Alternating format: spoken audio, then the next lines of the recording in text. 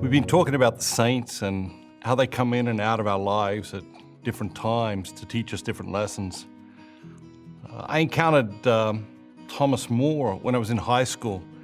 My brother was in the play, Man for All Seasons, and I was a stagehand and helping out, and I go to the rehearsals and you hear this text over and over and over again. First it begins with the readings, just sitting around, people just reading the play, and then you move on to the stage, and then the set gets built, and so you hear this text hundreds of times, and so it taps deep into your life, and you realize by hearing it over and over again that the mountainous character of Thomas More, it just becomes so evident. And I became intrigued with him. I became fascinated with him. He became sort of a symbol, the beacon of integrity, I think, around many, many aspects and situations in my life, because he just had this enormous integrity. He was not going to betray his God, but he also was not going to betray himself. He saw himself as something very real, very tangible, and a great gift from God, and he wasn't going to betray his self.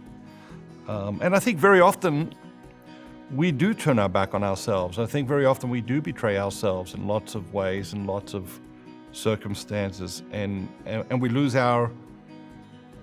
like a slither of our integrity each time we do. Thomas More was this man of an enormous integrity, and what does that mean to you and me? Yes, there's something about being honest. There's something about walking with God. There's something about, being in alignment with our conscience. But I think there's another piece, and that is,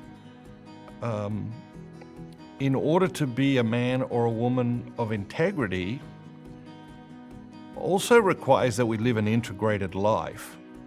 And if you look at the Gospels and if you look at our spirituality, it is a constant invitation to live an integrated life. And when we do feel distressed, when we do feel unhappy, when we do feel dissatisfied, when we do feel just stress, they're fairly good indications that we've stepped away from the integrated life. There are parts of our lives that are not integrated with the whole. There are parts of our lives that are not integrated with the person that God created us to be and is calling us to be. And so having integrity as a person and living an integrated life are connected.